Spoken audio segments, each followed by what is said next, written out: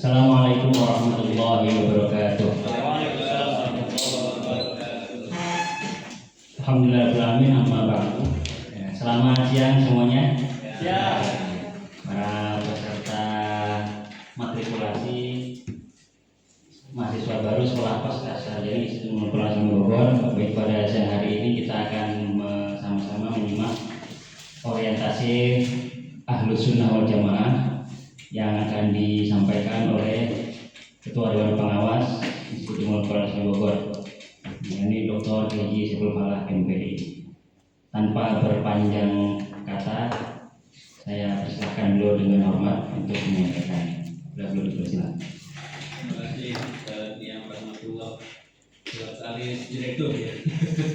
Pasca Sarjana IUP. Bismillahirrahmanirrahim. Assalamualaikum warahmatullahi wabarakatuh. Waalaikumsalam warahmatullahi wabarakatuh. Bismillah, alhamdulillah, syukurillah, salatu wassalamu alaihi wabarakatuh. Puji syukur kita panjatkan pada Allah Subhanahu wa taala, salawat dan salam kita aturkan kepada habibina syafi'ina Maulana Muhammad sallallahu alaihi wasallam. Alhamdulillah kita bisa berjumpa lagi di tempat yang sama tapi momen yang berbeda ya. Di rata-rata wajah-wajah tadi disampaikan familiar semuanya ya. Nah, kecuali ada beberapa mungkin yang berperkenalan dulu ya. Nah, ini antum dari Kemplang. S1-nya dari mana dulu? Bandung. UIN. Sini. Aktivitas ngajar di mana? Pesantren apa Ustaz? Nurul Saadah di mana Ustaz? Karena ke dalamnya Nurul Saadah itu pesantren apa ini ya? Boarding school? Pondok sekolah ya. Alhamdulillah. Nah, kemudian yang ibu ya. Saya dari Casmara Pemijahan, Pak Ustaz. Dari Casmara Pemijahan ngajar, guru. Iya, betul. S1-nya dulu di mana Bu? Saya di Banten, Pak. Di Banten, UIN Banten. Masih swasta. Swasta. Sudah 15 tahun ya. Oke, biarnya 15. Saya mana ya biarnya 15 biasanya. Ya, alhamdulillah. Ya. Kemudian siapa lagi? Ini alumni semuanya. Ini bukan ya ini yang pojok. Dari mana? Kapan Tunggal. Kelas graduate baru lulus S1 kemarin. Di mana S1-nya? Di SDIT Cirebon Falah dengan Oh, saya lupa lah ya. Dengan ini ya, Pak Dokter Kaimuddin ya. Alhamdulillah. Kalau yang lain ini familiar ya, nggak usah tanya lagi. Jadi kita ini namanya kampus Aswaja, ya kan? Institut Ummul Qura Islami kampus Aswaja. Bahkan di depan udah ditulis ya di apa namanya lingkar Aswaja. Nah, ada lingkar Aswaja tulisan kampus Aswaja. Satu-satunya kayaknya ya, Musliam ya. Jadi Kabupaten Bogor ada nggak yang banyak yang Aswaja banyak ya. Rata-rata Aswaja semuanya, termasuk Al Aulia, Al Raibah, kemudian Sirajul Falah ini Aswaja semuanya. Karena kita tergabung dalam PTNU. Saya kenal juga semuanya. PTNU itu berarti Perguruan Tinggi Nahdlatul Ulama. Otomatis kan Aswaja seniam ya, otomatis. Tapi kenapa kok Ayub ini berani nih naruh di depan tuh kampus Aswaja? Kenapa? Ini seniam yang jawab nih, Ketua Ansor. Ketua PC Ansor. Jadi ini luar biasa Ayub ini. MWC ada. Nah, kita ada MWC-nya. MWC berarti apa? Ada yang tahu MWC itu apa? Majelis Wakil Cabang ya, MWC ya. Jadi ada MWC ya. Nah, kemudian ada Ansor itu PAC. PAC ya, ada PAC Ansor. PAC tahu PAC? Ada yang tahu? Nah, pembina anak cabang Ansor. Kemudian ada Ibnu ranting ya di UPI ya. Yang di sini ada kantornya di sini. Ada juga ya. Kita itu apa? PAC-nya apa PC-nya di sini? PAC-nya. Dan termasuk beberapa kali alumni kita masuk ke PC ya. PC Ibnu ya. Jadi Aswajanya ini kental dengan Aswaja An-Nahdiyah seniam ya. Nah, itu. Kan Aswaja banyak ya. Ahlus Sunnah wal Jamaah itu banyak. Nah, jadi Ahlus Sunnah wal Jamaah yang IUP ini yang ada di depan itu Ahlus Sunnah wal Jamaah An-Nahdiyah gitu ya, An-Nahdiyah. Kenapa kok berani tadi? Karena Ahlus Sunnah wal Jamaah itu bukan bikinan kita, dan Ahlus Sunnah wal Jamaah itu bukan bikinan ulama, tapi Ahlus Sunnah wal Jamaah adalah risalah yang dibawa Rasul Sallallahu Alaihi Wasallam. Ya udah jelas. Dalilnya ada, hadisnya ada. Siapa yang masih hafal hadisnya? Atau alumni hafal nih Seniam ya? Yang kebagi Yahudi ke berapa golongan? 71. Nah, itu ada yang hafal. Kemudian kalau Nasrani ke berapa golongan? 72. Kalau umat Islam berapa golongan? 73 golongan. Kemudian yang selamat berapa golongan? Cuma 1 ya. Sisanya binasa semuanya ya. Pinar kata saudara. Ada yang mengatakan halka binasa, ada yang mengatakan pinar ila wahidah ya, 1. Yang golongan 1 itu apa namanya? Ahlus Sunnah wal Jamaah. Nah, ini luar biasa. Jadi namanya aja Ahlus Sunnah wal Jamaah itu ada di hadis. Berarti langsung dari Rasul Sallallahu Alaihi Wasallam. Redaksi aswaja Ahlus Sunnah wal Jamaah itu langsung dari Rasul Sallallahu Alaihi Wasallam, bukan ulama ya. Tapi pertanyaan berikutnya, mau Ahlus Sunnah wal Jamaah? Apa yang dimaksud dengan Ahlus Sunnah wal Jamaah? Nah, ini yang paling penting ini. Jadi hadis itu nggak selesai dengan hanya 1 golongan, dan golongan tersebut adalah golongan Ahlus Sunnah wal Jamaah yang selamat atau yang terbebas dari neraka. Pertanyaannya, apa itu Ahlus Sunnah wal Jamaah? Jawabannya apa? Nah, ini boleh tulis ma'ana alaihi wa ashabi. Nah, ini inti dari Ahlus Sunnah wal Jamaah. Ma'ana alaihi wa ashabi.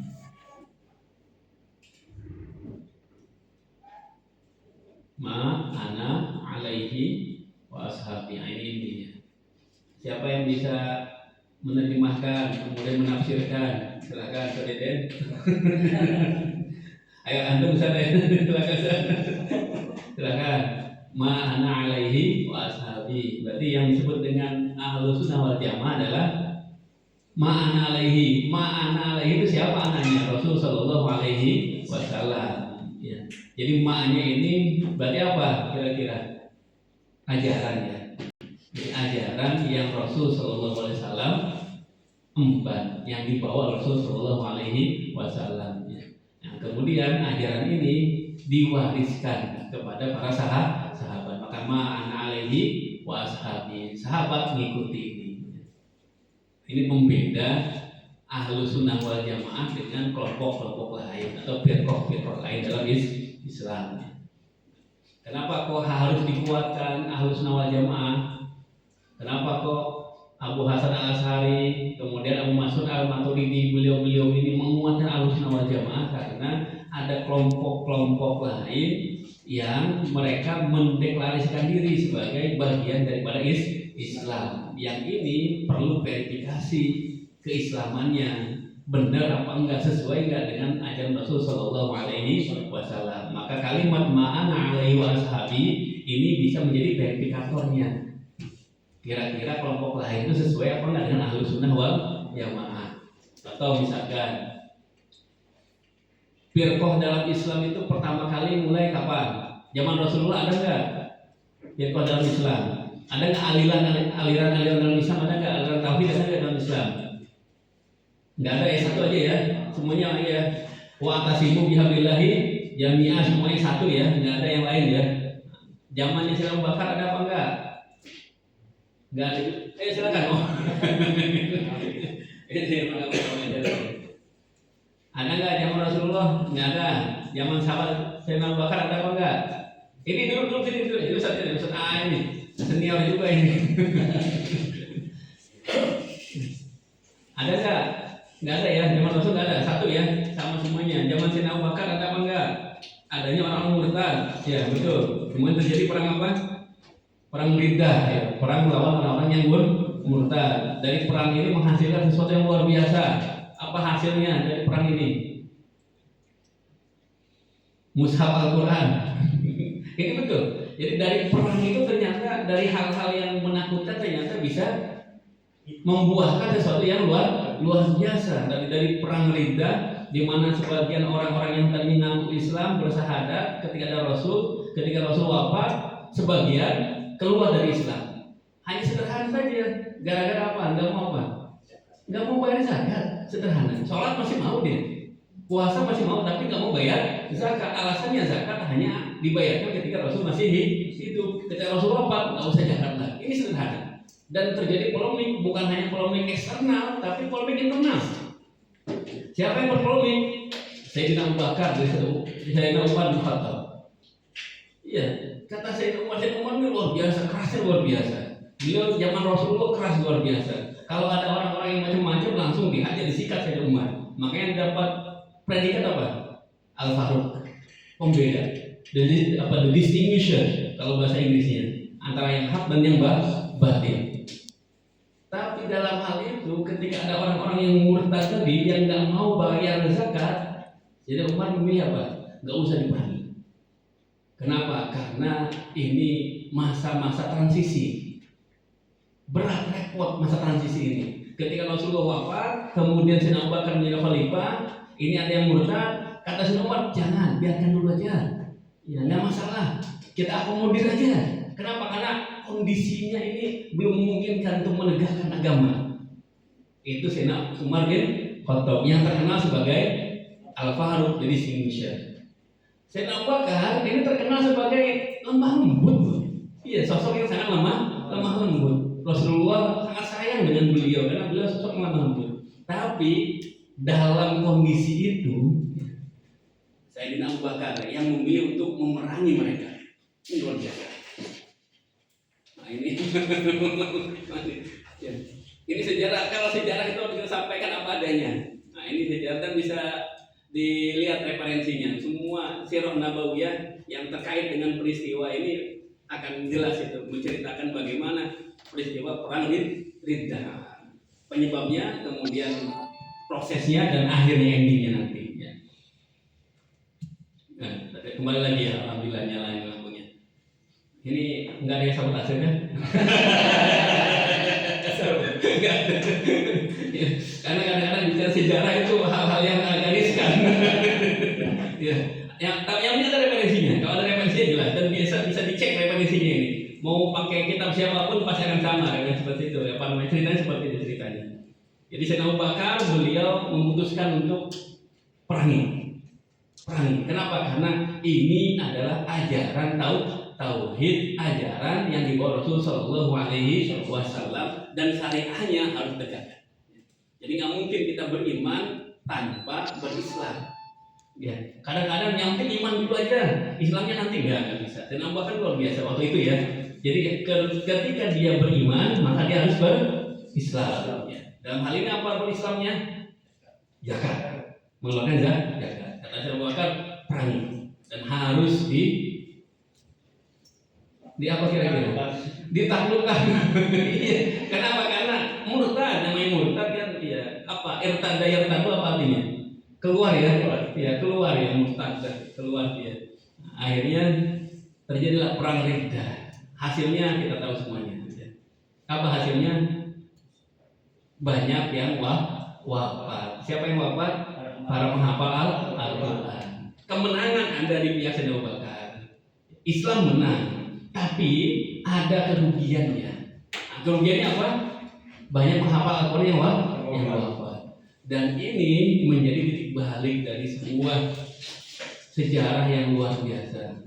Sayyidina Umar bin Khattab kepada Sayyidina Abu Bakar mengatakan, wahai khalifah, ini kita kekurangan para penghafal Al-Quran. Banyak yang wafat dalam perang Riddah. Kalau para penghafal Al-Quran ini satu demi satu wafat, maka generasi berikutnya tidak akan bisa mengenal Al-Quran. Karena Al-Quran itu bil hifzi, nggak bil kitabah. Maka beliau mengusulkan agar dibukukannya Al-Quran. Jadi kan mushaf diterima oleh Sayyidina Abu Bakar, diproseslah. Jadinya kapan? Ya, zaman Utsman bin Affan. Berapa tahun? Belasan tahun hitungannya. Kenapa? Karena Sayyidina Abu Bakar berapa tahun jadi khalifah? 2,5 tahun ya. Kemudian Sayyidina Umar berapa tahun? 10 tahun ya. 10 tahun. Sayyidina Utsman berapa tahun? sekitar 10 tahun juga. Jadi belasan tahun lah kalau misalkan ada di awal pemerintahan Sayyidina Utsman bin Affan. Ini luar biasa.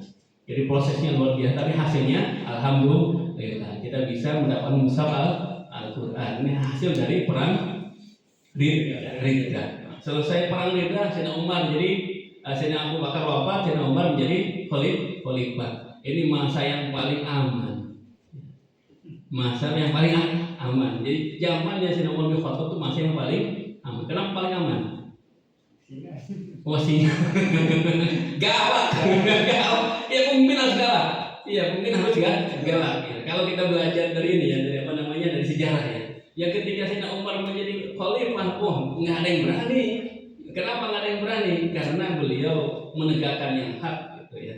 Nah, kemudian kalau yang batil langsung diberantas. Luar biasa. Sayyidina Umar bin Khattab 10 tahun memerintah dan luar biasa hasilnya. Kalau ada yang pernah baca sirah yang ditulis oleh Haikal itu apa? Ada sirah Nabawiyah, sirah Sayyidina Umar, Sayyidina Abu Bakar, Sayyidina Utsman, Sayyidina Ali Audah. Kalau Sayyidina Utsman, Sayyidina Abu Bakar, Sayyidina Umar dan Rasulullah itu beliau yang menulis ya. Haikal apa namanya?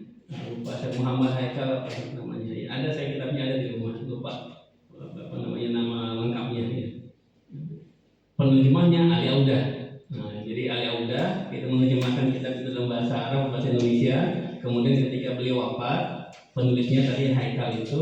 Nah, kemudian Ali Audah melanjutkan dengan menulis sirahnya Sayyidina Ali bin Abi Thalib. Itu tebal banget tuh. Ya, sirahnya luar biasa, sejarah Sayyidina Umar bin Khattab itu tebal luar biasa. Dan kisah perjuangan beliau, perjalanan sebagai khalifahnya luar biasa. Selesai Sayyidina Umar bin Khattab yang kuat tadi ya, Al-Faruq digantikan oleh Sayyidina Utsman bin Affan yang sangat-sangat lemah lembut. Sangat lemah lembut dan beliau orang yang paling dermawan, Sayyidina Utsman bin Affan, dan beliau orang yang ya terkait dengan hal-hal kepemimpinan, pemilihan pejabat-pejabat pemerintah itu emang lebih longgar ya. Beda dengan Sayyidina Umar. Sayyidina Umar itu keras banget. Tapi Sayyidina Utsman bin Affan beliau lebih longgar, untuk memilih gubernur segala macamnya itu lebih longgar. Alhasil maka terjadi kondusifan kondisi daulah Islamiyah. Kemudian beliau Sayyidina Utsman bin Affan wafatnya luar biasa, seorang yang alim, ya abid, sahabat dekat Rasul ya, dan punya gelar itu Nur Aini, luar biasa. Ini wafatnya bukan dibunuh, tapi kalau dibunuh sama seseorang ya. Kalau beliau kan rumahnya ini dibobol atas gentengnya. Ketika beliau sedang membaca Al-Quran, bahkan mushaf itu sampai merah darah gitu.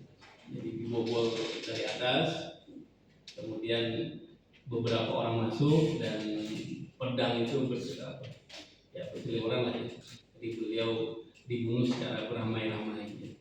Syahid Sayyidina Utsman bin Affan. Nah, mulai terjadi kekacauan, mulailah ada perang antar umat Islam ya. Namanya civil war ya, perang saudara. Yang pertama perang antara Sayyidina Ali dan Ummul Mukminin Sayyidah Aisyah yang disebut sebagai perang Jamal. Kemudian selesai perang Jamal, terjadi perang yang lebih besar lagi, yaitu perang Siffin. Perang Siffin itu perang antara Sayyidina Ali bin Abi Thalib dan Muawiyah bin Abi Sufyan. Nah, ini cikal bakal dari firqah dalam Islam. Jadi saya terangkan dari awal dulu sejarahnya, supaya kita bisa memahami kenapa kok ada firqah dalam Islam. Zaman Rasulullah aman, nggak ada masalah. Zaman Sayyidina Abu Bakar mulai ada orang yang murtad. Zaman Sayyidina Umar aman semuanya, terkendali semuanya. Kenapa? Karena pemimpinnya sangat keras. Ya, nggak berani. Orang sekelas Amr bin Al-As, seorang politikus ulung itu nggak berani ngapa-ngapain. Zamannya Sayyidina Umar bin Khattab, Amr bin Al-As luar biasa. Zaman ketika ini masih zaman jahiliyah, ya. Masih zaman jahiliyah. Amr bin Al-As itu tugasnya apa? Sebagai negosiator. Amr bin As itu. Maka beliau yang dikirim oleh orang-orang Quraisy, kabila Quraisy untuk menuju ke Habasyah, ketemu dengan raja untuk apa? Memulangkan kembali sebagian umat Islam yang hijrah ke sana Abbasiyah. Abbasiyah betul ya? Namanya apa? Rajanya siapa? Najasyi. Nah, betul ya. Negaranya Habasyah, rajanya Najasyi. Nah, itu disuruh pulang kembali ke sana untuk pulang, yang dikirim adalah Amr bin Al-As. Nah, ya, jadi negosiator ulung lah, politisi hebat lah. Tapi zaman Sayyidina Umar bin Khattab diam, nggak bisa ngapain, nggak berkutik. Saking apanya? Saking tegasnya, kerasnya, konsisten. Itu Sayyidina Umar bin Khattab. Zaman Sayyidina Umar aman. Zaman Sayyidina Utsman tadi mulai terjadi kelonggaran-kelonggaran. Akhirnya puncaknya terjadi zaman Sayyidina Ali bin Abi Thalib. Ada perang yang tadi Jamal, ada perang Siffin. Perang Siffin ini seharusnya emang sekali pukul kalah selesai. Tapi karena tadi ada politisi ulung, akhirnya terjadi tahkim, arbitrase, ya. Tahkim dengan Al-Quran, ya. Jadi diangkat Al-Qurannya, kemudian tahkim. Ada empat orang ya yang menjadi tokoh tahkim. Yang pertama adalah Sayyidina Ali bin Abi Thalib, pimpinan dari umat Islam secara keseluruhan ya. Kemudian ada Muawiyah bin Abi Sufyan, gubernur Damaskus ya, di pihak sebelahnya. Nah, kemudian ada Abu Musa Al-Asy'ari, ya. Ini di pihak Sayyidina Ali bin Abi Thalib. Kemudian ada Amr bin Al-As, ya, di pihak Muawiyah bin Abi Sufyan. Ya. Jadi tahkim ada sekelompok dari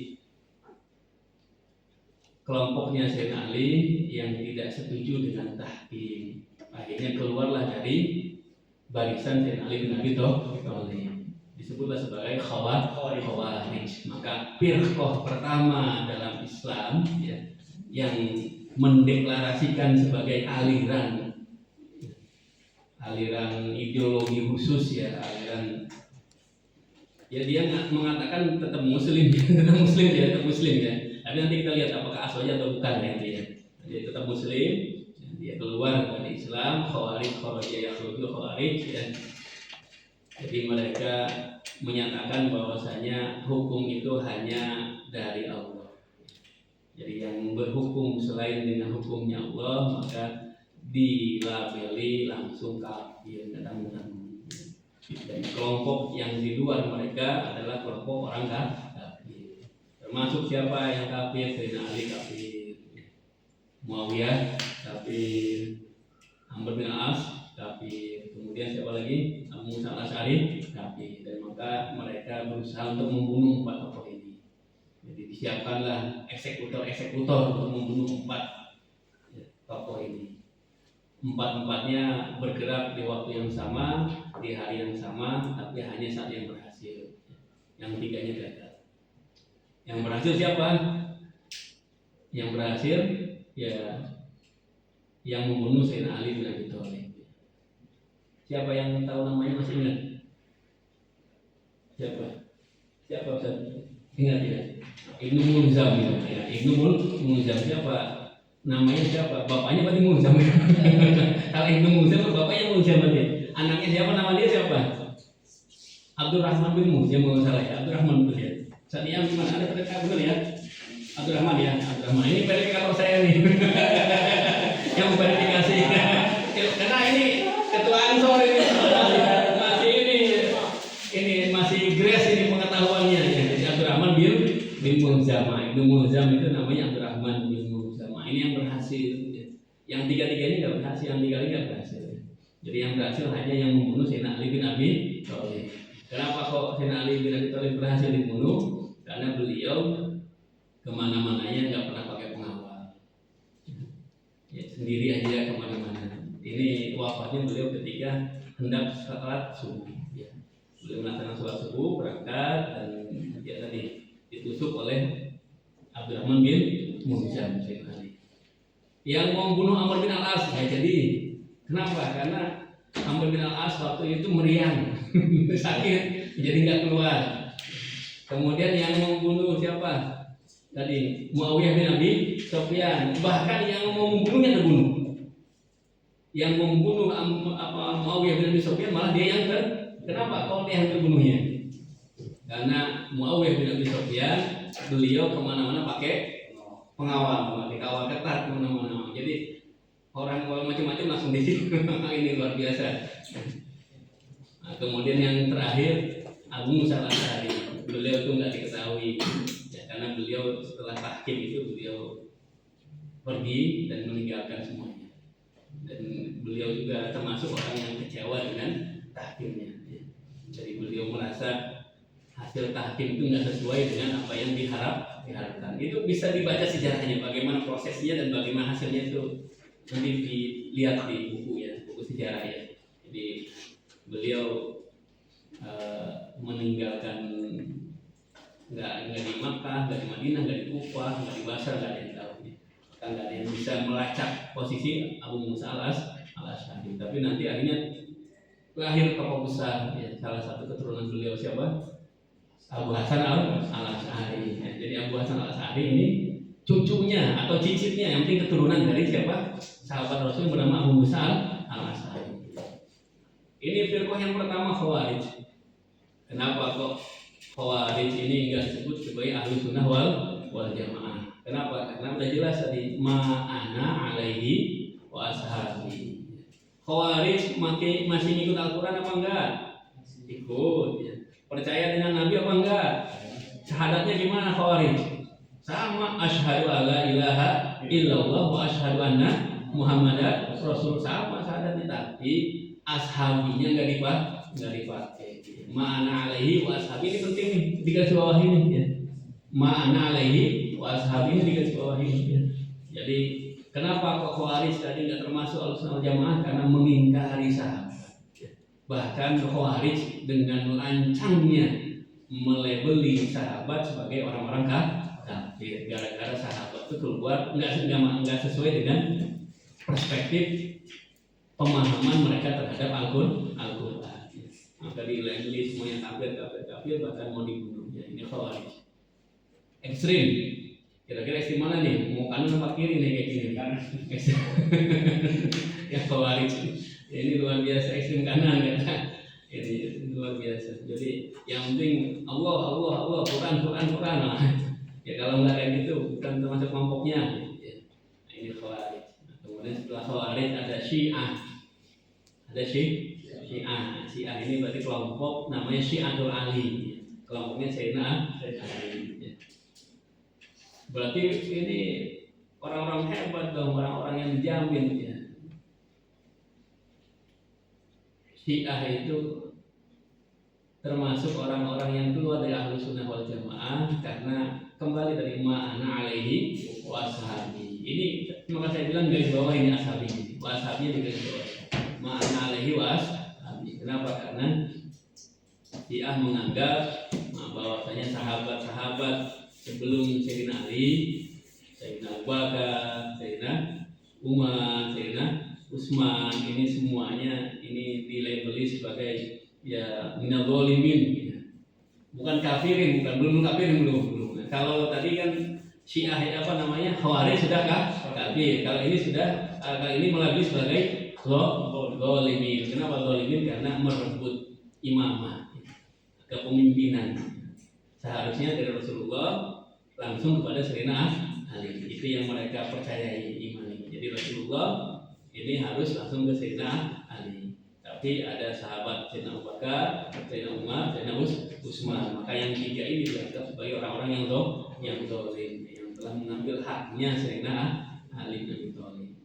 Nah, ini bahkan di masjid-masjid Syiah, entah kalau sekarang yang mungkin udah berubah ya. Nah, mereka ada yang mewajibkan ketika khutbah Jumat ya, melaknat Sayyidina Abu Bakar, kemudian melaknat Sayyidina Umar dan Sayyidina Utsman. Ini kembali tadi ma'ana alaihi wa ashabinya dari dipakai ya. Jadi syahadatnya sama, asyhadu alla ilaha illallah wa asyhadu anna Muhammadar Rasulullah, tapi enggak pakai sahabatnya ya. Padahal Rasulullah SAW mengatakan di mana ada dalil terkait dengan mengikuti sahabat di mana?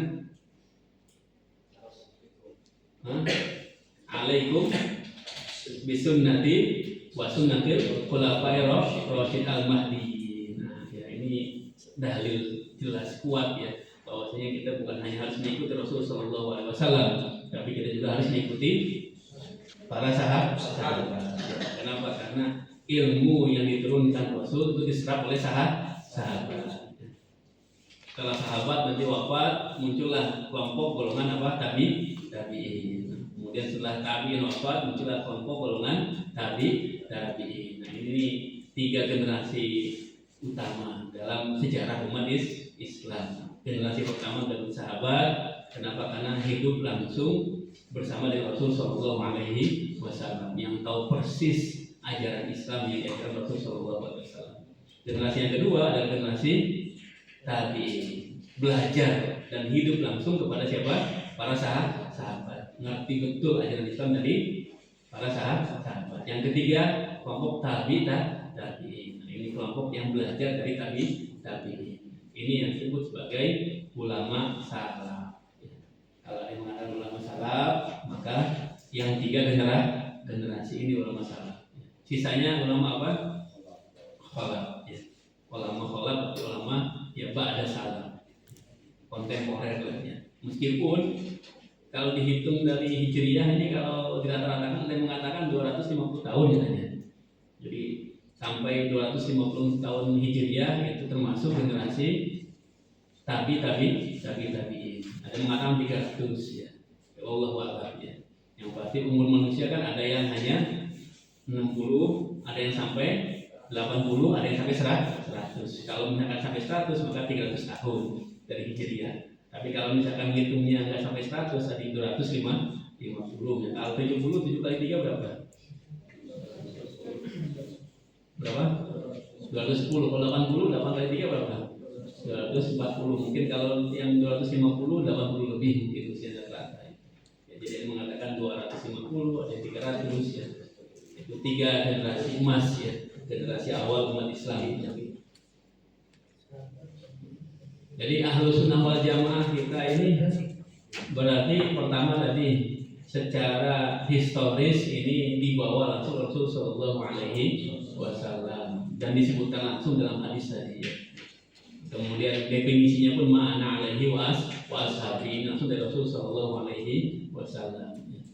Kemudian ada yang lain-lain tadi termasuk yang paling fenomenal di antara semuanya. Tadi ada Khawarij, ada Syiah, ada juga Mu'tazilah.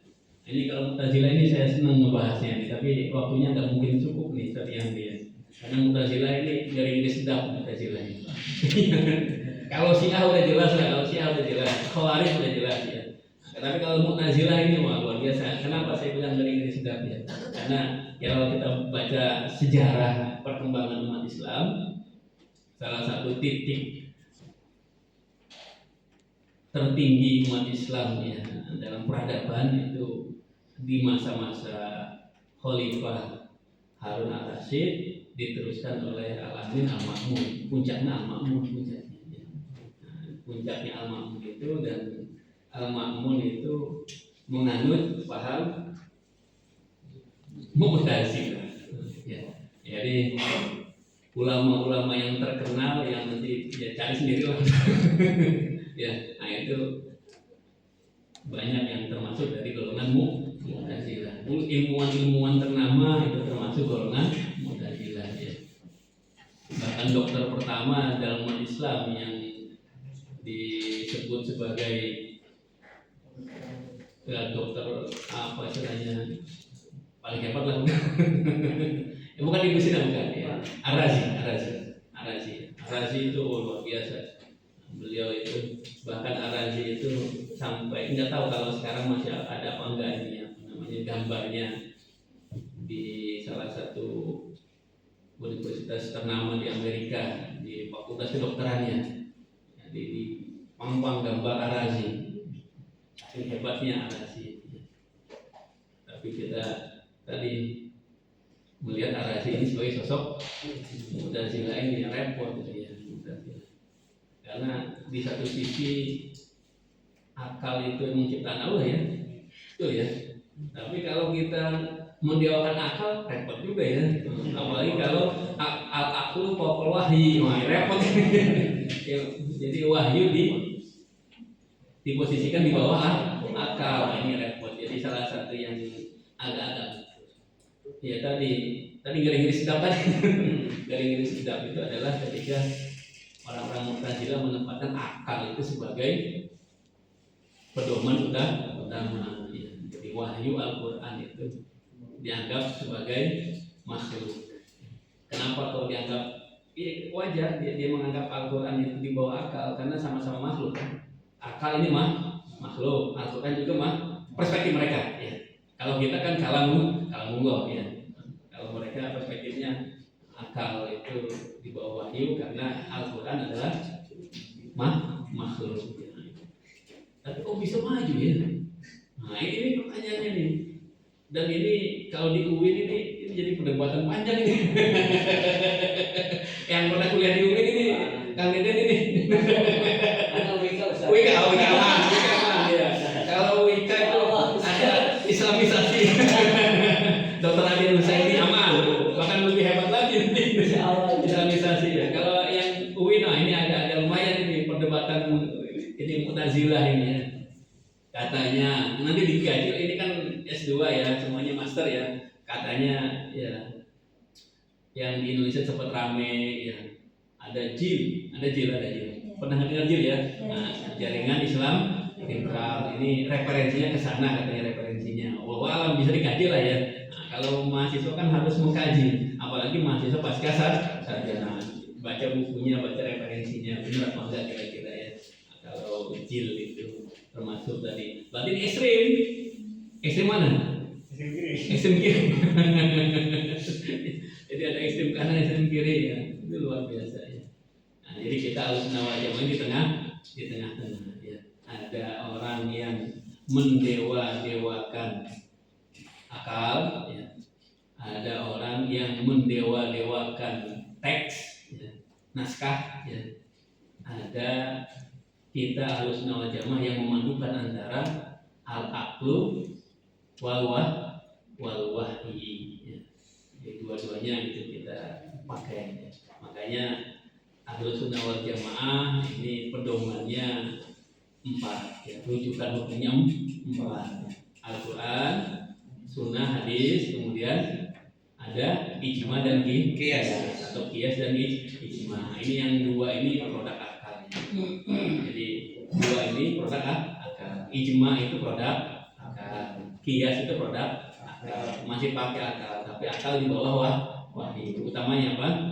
Al-Quran dan hadis ya, Sunnah Rasul Sallallahu Alaihi Wasallam. Kenapa? Karena kalau hanya berpatokan dengan Al-Quran dan hadis, ini nanti agak bingung kita, agak bingung ya, agak repot ya. Nah, contohnya apa? Bingungnya, repotnya? Ya karena setiap daerah itu berbeda karakteristiknya. Islam itu rahmatan lil alamin, maka harus menyesuaikan dengan kondisi daerahnya. Ya kita nih kalau bulan puasa menjelang lebaran suka zakat fitrah kan? Zakat fitrahnya pakai apa? Beras. Itu kan menyalahi sunnah. Iya menyalahi sunnah. Ya sunnahnya pakai apa Rasulullah? Ya pakai gandum ya. Iya. Kok kita pakai beras? Kenapa nggak pakai gandum aja? Nah, nggak sunnah bu. Ya. Justru kalau kita ikuti sunnah tadi, nanti makanya ada kelompok-kelompok tekstual, ada kelompok kontekstual. Nanti banyak lagi bahasannya ya. Tapi ada juga yang sangat-sangat kontekstual. Ya. Jadi ada tekstual, ada kontekstual, ada over kontekstual. Nah itu ekstrim tadi, udah ekstrim lagi nih. Kalau tekstual hanya tekstual ekstrim. Ya. Kemudian over kontekstual juga ekstrim juga. Yang bagus adalah yang ya tekstual yang Ahlus Sunnah wal Jamaah lah, namanya nanti ya. Apa istilahnya? Yang pertengahan itu apa? Ya moderat, wasatiyah, wasaton, Islam wasatiyah. Banyak lah istilahnya ya. Islam moderat, Islam wasatiyah ya. Islam Nusantara. Islam Nusantara. Ada Islam Nusantara juga ada, panjang lah pembahasannya ya. Jadi tadi kita menggunakan kias ya. Jadi di sana gandum, di Indonesia makanan pokoknya adalah beras. Justru kalau kita ngikut sunnah dari tekstual, secara teks, repot. Se-Indonesia repot. Iya, tapi yang paling beruntung adalah importir. Dia dapat banyak duitnya. Iya, kenapa? Jadi nanti ada hadis yang menguntungkan importir. Ya, ketika hadis dibaca secara tekstual dari posisi Rasulullah SAW ketika beliau mengeluarkan zakat dan menyuruh umatnya untuk mengeluarkan zakat fitrah menggunakan apa? Gandum. Nah, itu kalau semuanya nanti Indonesia ada yang menang gandum. Nggak ada, susah. Ya, adanya harus di Eropa, di Amerika, ya kemudian di Arab Saudi mungkin ada ya di Timur Tengah itu impor akhirnya langsung menteri kebijakan impor gandum untuk apa persiapan zakat fitrah proyek nah itu gara-gara yang tekstual. Jadi kita tadi Ahlussunnah wal Jamaah itu kontekstual ya. Nah, salah satunya apa menggunakan qiyas. Ada juga ijma ya. Kita pakai ijma juga. Ijma itu apa sih? Kesepakatan para ulama. Nah, termasuk produk ijma yang kita sholat tarawih ini ya. Kita sholat tarawih di Indonesia ini berapa rakaat? 20 ya. 20 rakaat. Kemudian kita sholatnya di masjid jamaah ya. Ini kan produk ijma ya. Bareng-bareng semuanya itu ya, dari Sayyidina Umar bin Khattab, kemudian sahabat semuanya mengiyakan, nggak ada yang menentang ya, mayoritas ya, jumhur biasanya jumhur mengiyakan, akhirnya pakai. Ada yang masih pakai 8 nggak apa-apa, ya boleh nggak kira-kira? Boleh, nggak masalah. Kenapa? Karena kalau ya ijma seperti ini kan nggak seperti Al-Quran hadis ya, yang sifatnya mutlak. Kalau itu nggak apa-apa, boleh nggak apa-apa. Silakan 8 rakaat boleh, yang nggak boleh tuh ya. Jadi 4 tadi. Yang pertama apa? Al-Quran, rujukan utama ya. Yang kedua apa? Ya sunnah hadis. Yang ketiga apa? Ijma. Yang terakhir jadi bisa digunakan empat-empatnya ya. Yang dua ini tekstual. Nah, kemudian yang dua lagi adalah akal. Kan redaksinya Al-Quran ada ya. Hadis juga ada redaksinya, ada teks-teksnya ya. Tapi kalau yang dua ini hasil dari akal ya. Jadi ikhtiar para ulama untuk membuat rangkuman hukum terhadap sesuatu. Oh ini kayak gini. Oke ya. Kemudian Ahlussunnah wal Jamaah ini kalau di fikihnya ya mazhabnya itu yang diakui ada berapa? 4 ya. 4. Nah, yang pertama siapa? Imam Hanafi ya. Imam Hanafi mazhabnya. Imamnya siapa namanya? Abu Hanifah. Namanya Abu Hanifah. Mazhabnya Hanafi. Ustaz Abdi Anur diam-diam aja nih. Ya, jadi imamnya Abu Hanifah. Ini ada kisah yang lucu Abu Hanifah ini. Ayahnya kan namanya Thabit ya. Itu lucu, bagus kisahnya. Ada yang pernah dengar nggak kisah tentang ayahnya Abu Hanifah ini? Belum ada ya. Tapi kalau saya cerita pasti ngeklik nanti nyambung karena ini kisahnya masyhur. Cuma kita nggak tahu bahwa ini kisahnya dari kisah ayahnya Abu Hanifah ya. Namanya Thabit. Jadi beliau ini santri, katakanlah santri mondok. Lama mondoknya, lama pesantrennya, kemudian pengen pulang ke rumah, kangen sama orang tua. Jadi ketika perjalanan pulang, zaman dulu kan nggak ada Grab ya, nggak bisa, mesen ojol nggak bisa ya, harus ya jalan kaki ya, dari pesantrennya ke rumah. Jauh perjalanan panjang, perjalanan capek nggak kira-kira? Capek. Pengen istirahat, nyarilah beliau tempat istirahat yang nyaman ya, dekat sungai. Jadi beliau mungkin pengen cuci muka dulu ya. Pernah nggak ngeliat ini film-film zaman dulu di Arya Kamandanu? Kan kalau ini di sana gitu. Oh itu ya, istirahatnya di mana? Nyari sungai ya, cuci muka dulu ya. Nah itu berarti seumuran kita ya. Satu zaman sejaman lebih ya. Jadi nyari, kadang-kadang diminum langsung ya, airnya ya diminum langsung. Nah, itu mungkin kayak gitu mungkin langsung cuci muka beliau, istirahat sehat. Tahu-tahu ada ini buah apel lewat. Nah ini pasti tahu nih kisahnya nih ya. Apel lewat, kemudian wah enak juga nih, lapar namanya lah, lapar. Akhirnya diambil apelnya dimakan. Hah? Ya jadi heboh kan. Kalau udah digigit jadi heboh. Lebih mahal lagi harganya itu. Nah, kemudian nyesel beliau ya setelah makan apa? Kenapa nyeselnya? Karena barang haram, barang subhat itu mendekati ke haram. Innal halala bayyinun wal harama bayyinun wa bainahuma umurun mustabihatun. Umur mustabihatun subhat ini lebih dekat ke halal apa haram? Haram. Ya, subhat itu lebih dekat ke haram. Jadi beliau takut, namanya santri yang alim ya, yang warok juga. Ini barang nih nanti ngerepotin ini saya nih, amal ibadah saya, timbangan saya cari siapa yang punyanya. Ini pasti ada yang punya. Ditelusuri terus jalan, pasti ada kebun apel. Kira-kira ada nggak apel yang tumbuh dari kebun kelapa? Nggak ada ya. Nah, jadi kalau nyari sumber apel berarti cari kebun apel. Cari ketemu kebun apelnya. Kemudian ditanya siapa yang punyanya? Oh bukan saya yang punyanya, yang punya di kota, jauh rumahnya. Nah, udah tahu kan ya kisahnya ya.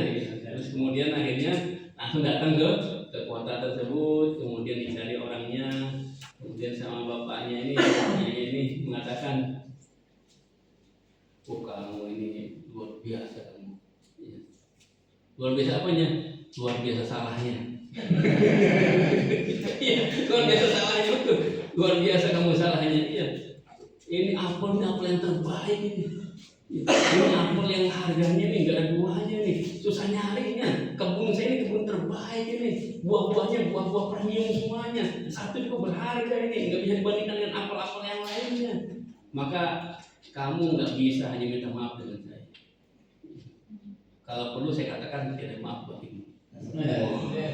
Langsung gemeteran ya. Di orang baik begitu gemeteran udah. Aduh repot nih saya ini.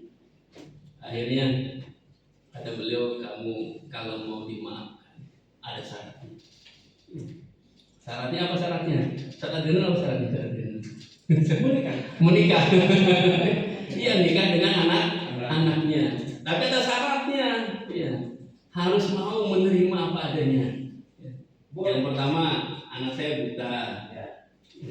Yang kedua, anak saya tuli. Yang ketiga, anak saya ya bisu, pincang. Itu lengkap semuanya nih. Ya, udah mau buta, tuli, bisu, kemudian lumpuh lagi. Nah, lengkaplah semuanya. Jadi itu bisa ngapa-ngapain. Ya, kira-kira gimana nih? Sabit ini nih, gimana kira-kira? Enggak mau. Nolak dia. Iya, gara-gara apel nasib saya. Ya cuman gara-gara apel satu gigit nasib saya sengsara ya. Selamanya enggak mau saya. Kata beliau enggak mau gitu. Karena ini enggak sesuai ya antara kesalahan dengan punishment. Jadi punishmentnya terlalu berat ya. Waktu itu perspektif dia ya. Jadi ini enggak bisa ini punishment terlalu berat, nggak sesuai dengan kesalahan yang dilakukan oleh si sapi tadi. Akhirnya kata si bapak, kalau kayak gitu udah selamanya akan tumbuh di dalam perutmu itu daging yang haram. Beliau kan ahli hadis, tahu hadis santri ya. Hadisnya apa? Mana bata minal haram ya? Apa-apa yang tumbuh dari barang yang haram, panaruh ahakun ya. Maka berhak untuk dibakar di api neraka. Wah repot, gara-gara apel doang harus masuk neraka. Udah nyerah lah udah. Akhirnya beliau udah terima udah.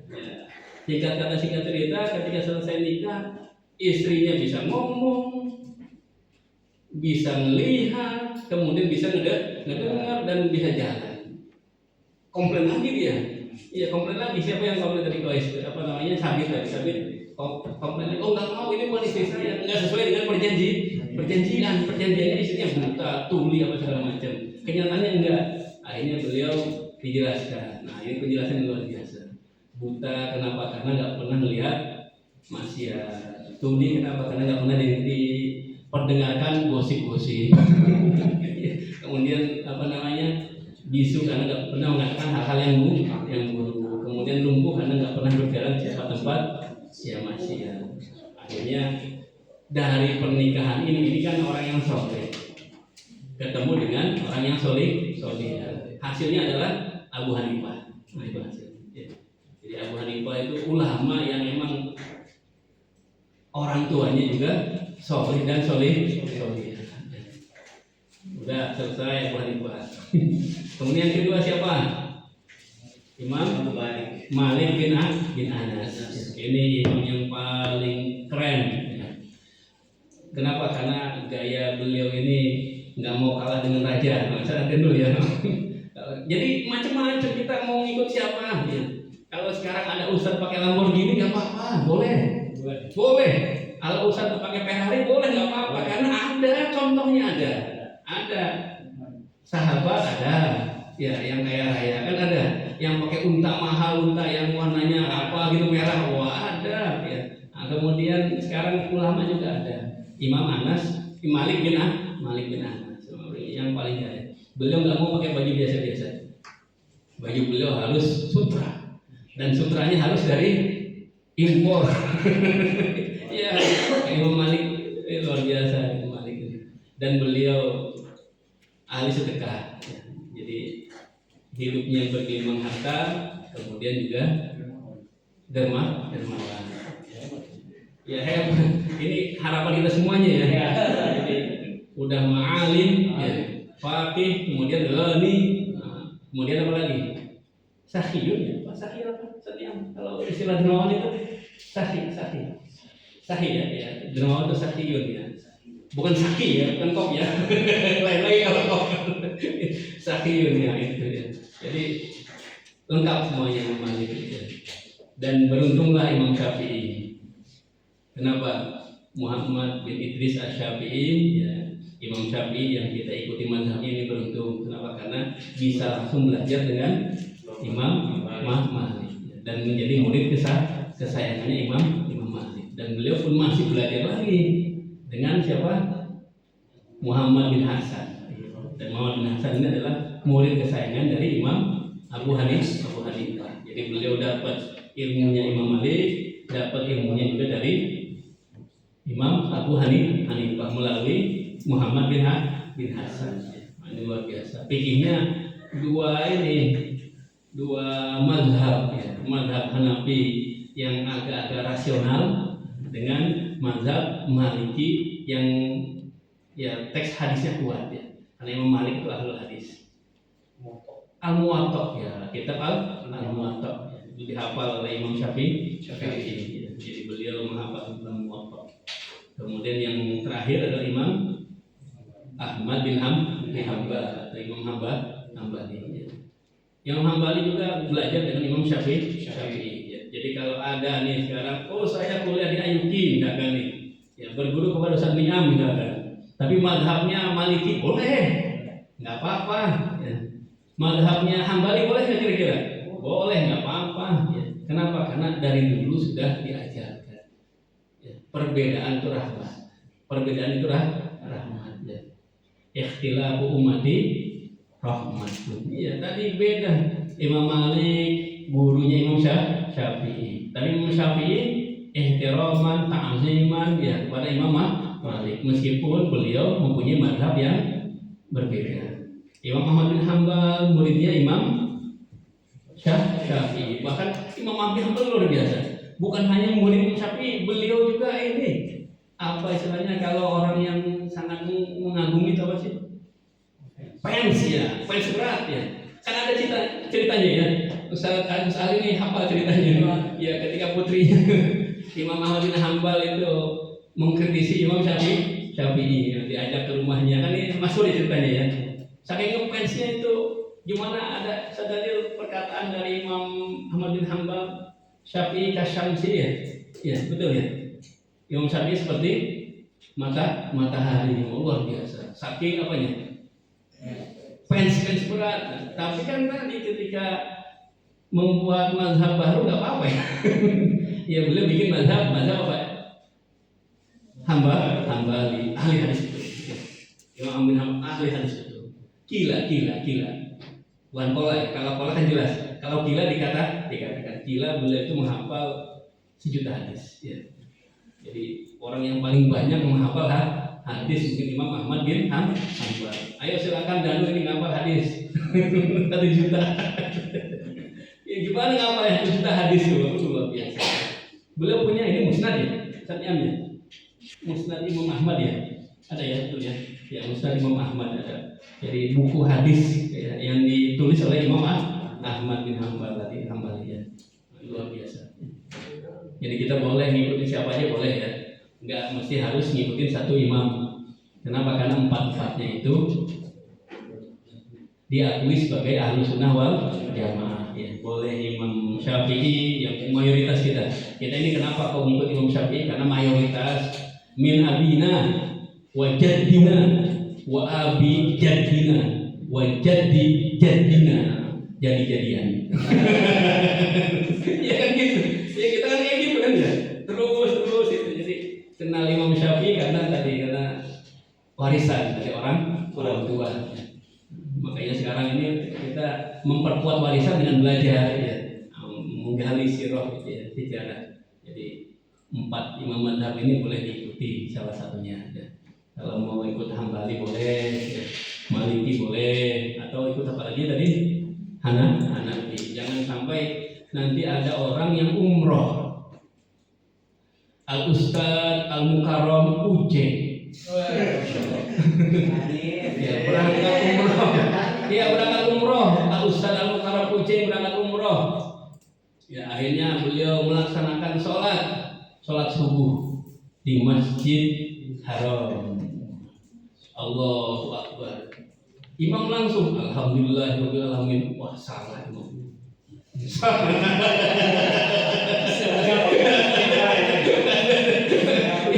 Iya, salah imam langsung. Enggak jadi sholatnya. Mendingan sholat di hotel aja. Wah, ini dia pulang dari Mekah diganti dengan Ustaz Ujai. Ya. Apa kira-kira? Yang lebih tinggi dari Ustaz apa? Buya. Buya Ujai ya. Yang menolak sholat di Masjid Haram, memilih sholat di mana? Di hotel aja. Alasannya apa? Karena nggak pakai Bismillah. Ini repot nih Ustaz Uceng. Nah, makanya boleh ya. Ngikutin yang benar itu pasti benar ya. Madzhab Hambali nggak pakai Bismillah, Bismillahnya ya. Jahat ya. Jadi Bismillahnya pelan-pelan ya. Boleh nggak kalau kita jahat, Bismillahnya keras. Jadi sama-sama benar ya. Jadi yang benar ikut yang benar juga benar ya. Jadi harus tahu ya, harus sadar ujian ya. Itu di apa? Fikihnya ya, syariahnya ya. Ini berapa menit lagi yang nih? Saya ngikutin moderator ini.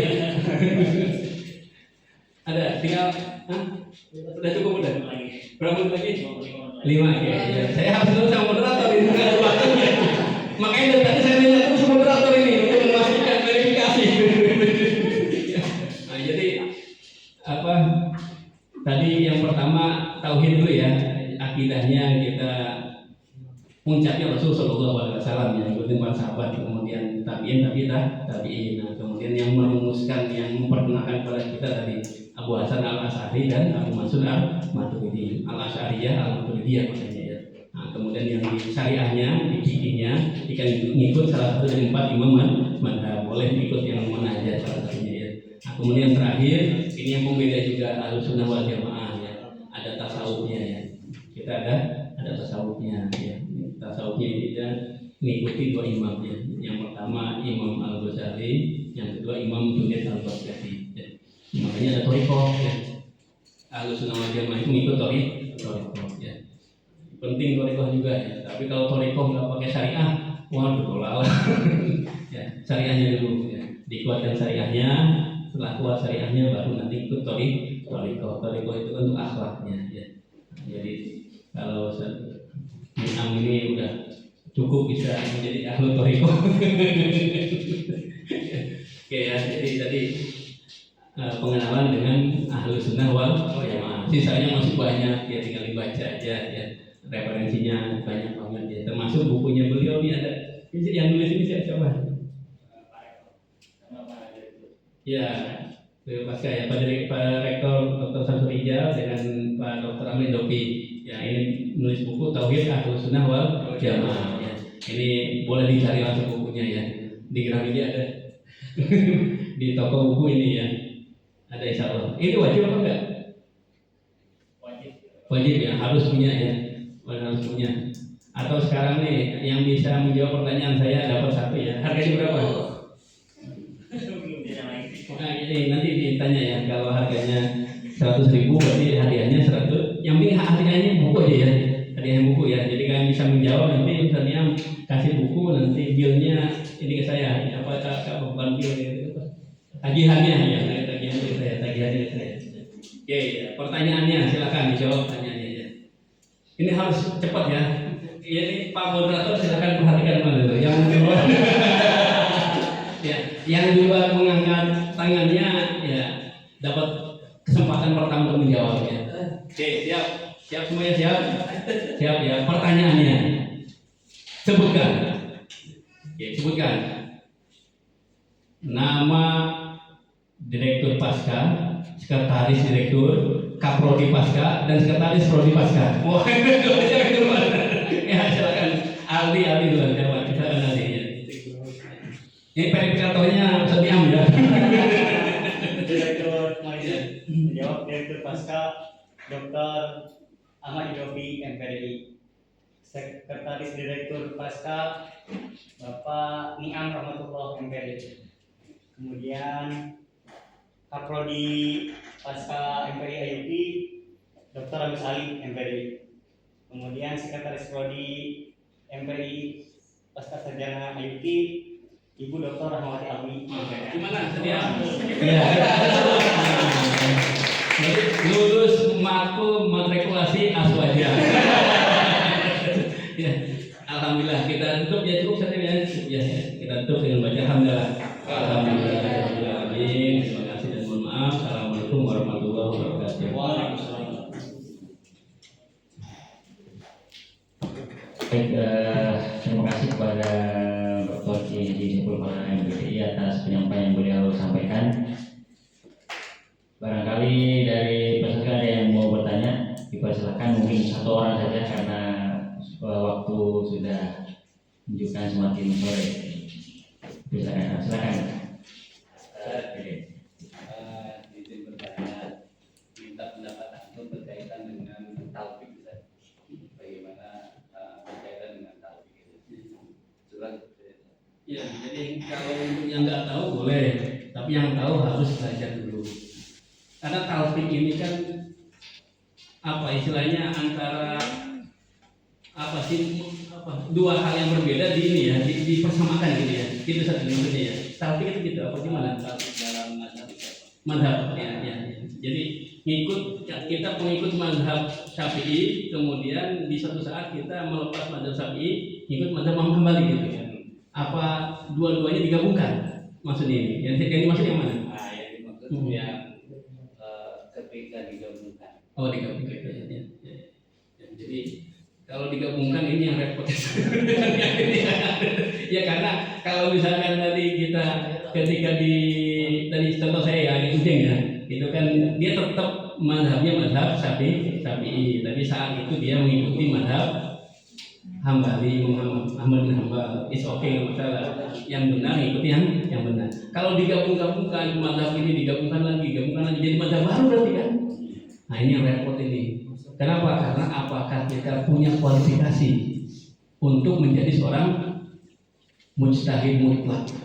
Karena syarat untuk membuat mazhab baru harus sebagai mujtahid mutlak. Padahal sekelas Imam Ghazali sendiri, beliau itu masuknya mujtahid mazhab. Itu di bawah mujtahid mutlak. Jadi mujtahid mutlak itu 4 tadi. Ya. Di bawahnya ada mujtahid mazhab. Jadi kalau kita sekarang ini mentalfik dengan kualifikasi ilmuwan kita, layak nggak kira-kira? Itu pertanyaan dari saya. Kalau merasa layak, mangga. Silakan. Kalau layak, tapi kalau enggak ya jangan. Kita ngikut aja yang sudah ada. Yang ikut Imam Syafi'i dengan jelas-jelas mazhabnya, ikut Imam Hambali dengan jelas-jelas mazhabnya, atau ikut Imam Maliki atau Imam Hanafi. Itu saja untuk topik. Cukup Samian. Alhamdulillahirrahmanirrahim, demikian penyampaian tentang orientasi Ahlussunnah wal Jamaah. Dengan demikian berakhir pula rangkaian kegiatan matrikulasi mahasiswa baru Sekolah Pasca Sarjana Islam Kabupaten Bogor. Kami ucapkan terima kasih banyak kepada narasumber Dr. Kiai Saiful Anwar MPI yang telah bersedia untuk memberikan materi, dan semoga apa yang beliau sampaikan bermanfaat untuk kita semua. Assalamualaikum warahmatullahi wabarakatuh. Waalaikumsalam.